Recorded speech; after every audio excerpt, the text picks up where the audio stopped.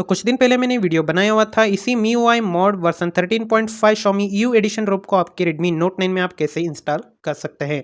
तो आज की इस वीडियो में हम इसी रोम का रिव्यू करने वाले हैं और यहाँ पर मैं आपको बताने वाला हूँ इस रोम में आपको क्या क्या फीचर्स देखने मिलते हैं, यहाँ पर आपको इसका परफॉर्मेंस कैसे देखने मिलता है और यहाँ पर आपको बग्स जो है वो क्या क्या देखने मिलते हैं और इस रोम को आप डेली ड्राइवर की तरह यूज़ कर सकते हैं या नहीं अपने Redmi Note 9 में, सारी बातें जानेंगे। तो वीडियो को पूरा देखिएगा, बिल्कुल भी स्किप मत कीजिए। स्वागत करता हूँ मैं आपका फ्लेयर जोन GT में।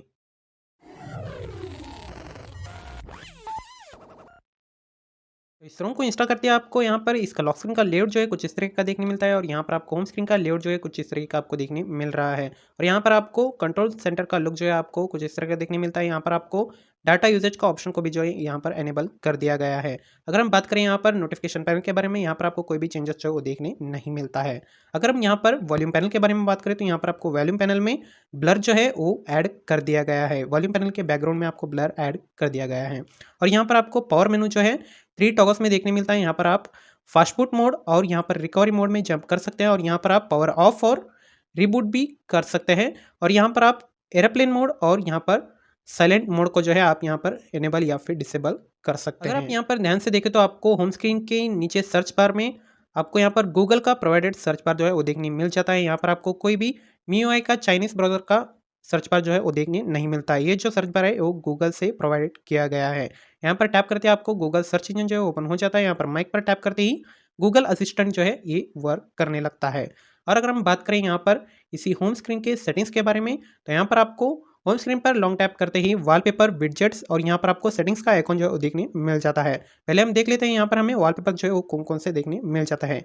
तो यहाँ पर आपको ऑफलाइन में जो भी MIUI के लेटेस्ट MIUI 13 के भी वॉलपेपर आपको यहाँ पर प्री डाउनलोडेड देखने मिल जाता है। यहाँ पर आपको लाइव वॉलपेपर्स का सपोर्ट तो देखने नहीं मिलता है, पर आपको यहाँ पर डायनामिक वॉलपेपर का सपोर्ट जो है वो देखने मिल जाता है, जो कि 24 आवर्स के जरिए यहाँ पर वर्क करता है। जब भी आप अपने डिवाइस को डार्क मोड में यहाँ पर एनेबल करेंगे तो ये वॉलपेपर भी जो है वो भी डार्क हो जाएगा। कुछ इस तरीके के डायनामिक वॉलपेपर जो है वो काम करते हैं। और अगर हम यहाँ पर बात करें विडजेट्स के बारे में तो यहाँ पर MIUI 12.5 या फिर MIUI 13 के सारे लेटेस्ट विडजेट्स जो है वो वर्किंग है। सारे विडजेट्स जो है आप यहाँ पर ऐड भी कर सकते हैं, जैसे कि यहाँ पर मैं अभी ऐप वॉल्ट में भी ऐड करके रखा हुआ है। यहाँ पर सारे विडजेट जो है आप यहाँ से यूज़ भी कर सकते हैं या फिर आप यहाँ से रिमूव भी कर सकते हैं, जैसे कि यहाँ पर आपको रिमूव का टॉगल जो है वो देखने मिल रहा है। तो अभी हम चलते हैं यहाँ पर इसकी होम स्क्रीन सेटिंग्स की तरफ। यहाँ पर आपको Xiaomi EU MIUI लॉन्चर जो है वो प्रोवाइड किया गया है, मतलब आपको यहाँ पर थोड़े बहुत अच्छे फीचर जो है वो देखने मिल जाते हैं। यहाँ पर होम स्क्रीन में आपको डिफॉल्ट लॉन्चर आप सेलेक्ट कर सकते हैं। यहाँ पर आपको सिस्टम नेविगेशन में सिस्टम नेविगेशन आप सेलेक्ट कर सकते हैं, जेस्चर या फिर बटन्स को आप यहाँ पर चूज़ कर सकते हैं। और यहाँ पर आपको होम स्क्रीन कस्टमाइजेशन में लॉन्चर सेटिंग में आपको विथ ऐप ड्रावर चाहिए लॉन्चर या फिर क्लासिक मोड चाहिए, आप यहाँ पर चूज़ भी कर सकते हैं। और यहाँ पर आपको चूज़ असिस्टेंट वाला भी फीचर देखने मिलता है। यहाँ पर आपको ऐप वॉल्ट चाहिए, जब आप यहाँ पर होम स्क्रीन पर स्लाइड करते हैं, या फिर आपको गूगल डिस्कवर चाहिए, आप यहाँ पर सेलेक्ट कर सकते हैं। और यहाँ पर आपको ऐप वॉल्ट का सेटिंग भी जो है वो दिया गया है। यहाँ पर आप काफ़ी सारे ऐप वॉल्ट का सेटिंग जो है वो कर सकते हैं। और यहाँ पर आपको होम स्क्रीन सर्च बार जो है वो एनेबल या फिर डिसेबल करने का भी ऑप्शन आपको यहाँ पर प्रोवाइड किया गया है। और सर्च बार प्रोवाइडर जो है वो गूगल की तरफ से ही, यहाँ पर आप कोई भी कस्टमाइजेशन जो है वो नहीं कर सकते। और यहाँ पर आपको एनिमेशन स्पीड जो है आप यहाँ पर कंट्रोल कर सकते हैं। जब भी आप कोई भी ऐप ओपनिंग क्लोजिंग एनिमेशन जो है आप यहाँ से कंट्रोल कर सकते हैं। स्मूथ, बैलेंस्ड और फास्ट एनिमेशन जो है आप यहाँ पे कंट्रोल कर सकते हैं। और यहाँ पर आपको double tap to lock screen का भी ऑप्शन देखने मिलता है, यहाँ पे आप इनेबल या फिर डिसेबल कर सकते हैं। और fill cells of uninstalled apps का भी फीचर आपको यहाँ पर देखने मिलता है। लॉक होम स्क्रीन लेआउट का फीचर आपको यहाँ पर देखने मिलता है। होम स्क्रीन लेआउट आप यहाँ पर चेंज कर सकते हैं और यहाँ पर आपको आइकॉन स्टाइल और आइकॉन साइज चेंज करने का ऑप्शन भी जो है यहाँ पर दिया गया है। और यहाँ पर आपको हाइड ऐप आइकॉन्स का ऑप्शन जो है वो देखने मिलता है, जो कि काफ़ी सारे MIUI लॉन्चर में देखने नहीं मिलता है। यहाँ पर जो भी आपको ऐप जो अनवांटेड लगता है तो आप यहाँ पर उस ऐप को हाइड कर सकते हैं ऐप ड्रावर से। और यहाँ पर आपको डोंट शो टेक्स्ट वाला भी ऑप्शन देखने मिलता है। इस फीचर को एनेबल करते ही आपका जो आइकॉन के नीचे के जो भी टेक्स्ट है वो गायब हो जाएंगे। कुछ इस तरीके का आपको ऐप ड्रावर या फिर होम स्क्रीन का लुक जो है वो देखने मिल जाता है। मुझे ये जो डोंट शो टेक्स्ट वाला फीचर जो उतना अच्छा नहीं लगता है, तो मैं यहाँ पर इसे डिसेबल कर रहा हूँ। तो यहाँ पर आपको ग्लोबल आइकॉन एनिमेशन का सेटिंग जो देखने मिल जाता है, यहाँ पर आप इसे एनेबल या फिर डिसेबल कर सकते हैं।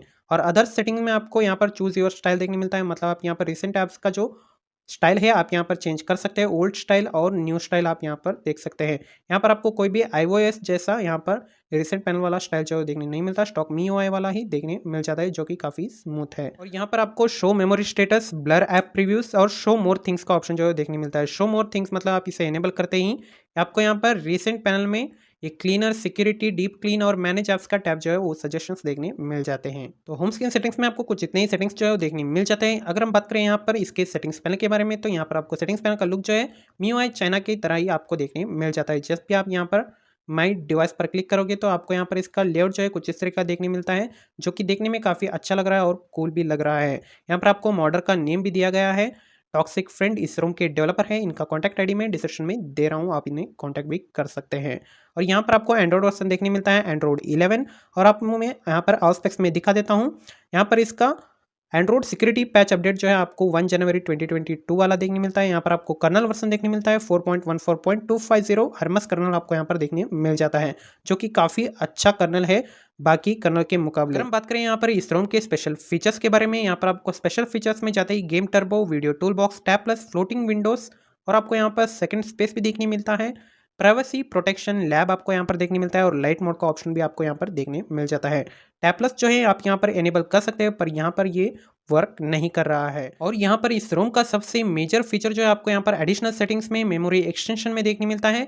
Add 6 GB of RAM by occupying storage आपको यहाँ पर देखने मिल जाता है। और यहाँ पर आपको 6 GB ऑफ रैम जो है वो आप ऐड कर सकते हैं, रैम की तरह आप यूज़ कर सकते हैं। जैसे कि हमारा डिवाइस जो है अभी 4 GB रैम वाला है, हमने यहाँ पर 6 GB रैम को जो है एक्सटेंड कर दिया है। मतलब हमारे डिवाइस में अभी 10 GB रैम जो है वो काम कर रहा है। जैसे कि आप यहाँ पर देख सकते हैं 4 GB प्लस 6 GB आपको यहाँ पर दिखाई दे रहा है, जो कि काफ़ी अच्छी बात है। तो ये थे इसी MIUI मॉड रोम के कुछ फीचर्स। अभी हम बात करते हैं इसकी परफॉर्मेंस के बारे में। तो यहाँ पर हमने टेस्ट किया हुआ है Geekbench स्कोर और अंतुतु स्कोर को भी हमने यहाँ पर टेस्ट किया हुआ है। तो यहाँ पर हम देख लेते हैं इसका Geekbench स्कोर जो है हमें यहाँ पर सिंगल कोर में देखने मिलता है 355 और मल्टी कोर में हमें देखने मिलता है 1322, जो कि काफ़ी अच्छा स्कोर है बाकी के रोम के मुकाबले। और यहाँ पर हमने अंतुतु स्कोर को भी यहाँ पर टेस्ट किया हुआ है। यहाँ पर हमें अंतुतु स्कोर जो देखने मिलता है 2,34,000 समथिंग हमें देखने मिलता है, जो कि काफ़ी अच्छा स्कोर है। BGMI की ग्राफिक्स सेटिंग्स के बारे में मैं आपको यहाँ पर सेटिंग्स में जाकर दिखा देता हूँ। ये देखिए आपको यहाँ पर स्मूथ में अल्ट्रा सेटिंग जो है वो देखने मिलता है और बैलेंस्ड में भी आपको अल्ट्रा देखने मिलता है।